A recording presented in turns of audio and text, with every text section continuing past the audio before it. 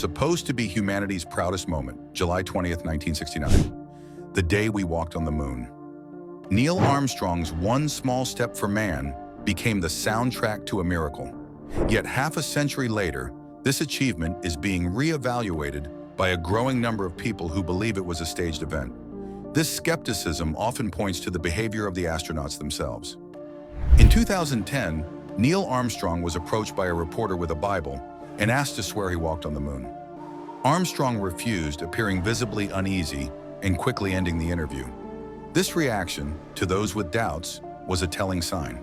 Why would a man who risked his life for an extraordinary feat hesitate to take an oath confirming it? He passed away 2 years later, having lived most of his life out of the spotlight. In a rare 1994 speech, he cryptically mentioned truth's protective layers yet to be discovered. This phrase, coming from the man who supposedly experienced the most transparent triumph of the 20th century, is seen by many as highly suspicious. The second man on the moon, Buzz Aldrin, has had even more bizarre encounters. In 2002, when a man confronted him with a Bible and asked him to swear on his moonwalk, Aldrin punched him. This hostility and evasiveness, along with cryptic language from other astronauts, raises questions. The official narrative is that these men should be proud, yet their reactions suggest the topic is anything but comfortable. Their body language, their anger, their avoidance, all of it fits the pattern of men holding a secret they can never reveal. The technology of the time also raises questions. In 1969, NASA supposedly used less computing power than a modern cell phone to send men 240,000 miles to the moon, land, and return flawlessly. They did it on the very first attempt, in an era when most homes didn't even have microwaves. Yet in 2025, NASA openly admits they no longer have the technology to return. Furthermore, the original Apollo telemetry data, footage, and schematics have been lost or accidentally overwritten. The explanation, they reused the tapes, is seen by skeptics as a flimsy excuse. To think that humanity's most important footage was recorded over seems, to many, beyond belief. The surviving footage also presents inconsistencies that fuel the fire. Analysts have pointed out inconsistencies in lighting and shadows. Some scenes suggest multiple light sources, which would be impossible on the moon, where the sun should be the only illumination. The American flag appears to wave, despite there being no atmosphere to create a breeze. The astronauts' movements on the moon can be recreated by simply slowing down footage of people running in Earth's gravity. And the original high-quality moon landing broadcast, which could have provided undeniable proof, is gone. All that remains are degraded TV copies. Another major issue is the Van Allen radiation belts, zones of intense radiation surrounding Earth. Modern engineers have admitted that traveling through these belts without proper shielding would be deadly. Yet the Apollo astronauts supposedly passed through them twice without harm, with technology far less advanced than today. If NASA can't safely navigate them now, how did they do it then? NASA officials have gone on record to say that solving the radiation problem is one of the main challenges they face in the modern era of space exploration. The geopolitical context of the Cold War provides a potential motive. The United States was locked in a bitter space race with the Soviet Union, and winning was crucial for cementing America's image as the global superpower. In that climate, faking the landing would have been less about deception for its own sake and more about national survival.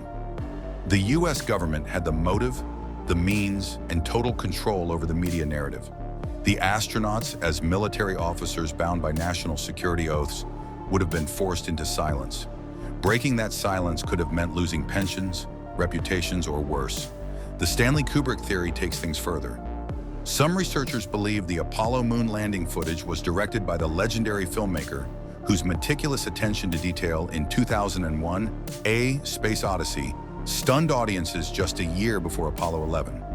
Kubrick was rumored to have been approached by the US government to stage realistic space footage. While mainstream historians dismiss this as fantasy, Kubrick's own work and cryptic remarks before his death keep the theory alive. His film The Shining is also cited by some as containing clues or confessions about his involvement, with analysts pointing to a specific scene where the young protagonist wears an Apollo 11 sweater. This, combined with a stylized moon landing-like scene, is interpreted as Kubrick's coded confession, a way of admitting his role in the greatest deception of the 20th century. NASA's current struggles with the Artemis program, intended to return humans to the moon, make the flawless 1969 mission seem even more improbable. The program has faced repeated delays, cost overruns, and technical failures. With exponentially more advanced technology today, NASA has yet to achieve what it supposedly did over half a century ago. This contradiction is not lost on skeptics. If landing on the moon was so straightforward in 1969, why is it so difficult now? Even NASA officials have admitted that certain challenges, like surviving their Van Allen radiation belts and developing a viable lunar lander, have yet to be fully solved. The public has been told that the original technology is no longer available and that the original schematics were lost, which further deepens the suspicion. The fact that the Soviet Union, America's Cold War rival, never publicly challenged the Apollo story, despite having the means to track spacecraft and expose a hoax, is also a key piece of the puzzle.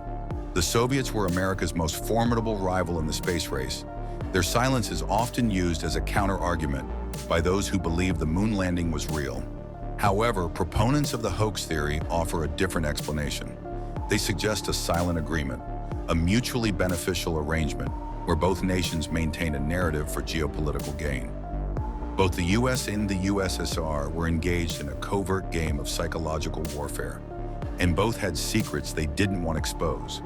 Today, a growing number of Americans doubt the official story. Armstrong's refusal and Aldrin's hostility are seen as cracks in the facade. If the moon landing was a lie, it would mean that the most celebrated achievement in modern history was a deception. This raises the question, what else could be a lie? Wars, disasters, elections, even the history we take for granted. This deep-seated distrust is what makes the moon landing hoax theory so compelling to so many. It's not just about a single event. It's about the very nature of truth and power in our society. When you watch the famous footage, you must ask yourself if you are watching the pinnacle of human ingenuity or a masterful deception. You be the judge. And if you're awake, you already know what to do. Sign up to our free underground newsletter, link in the description.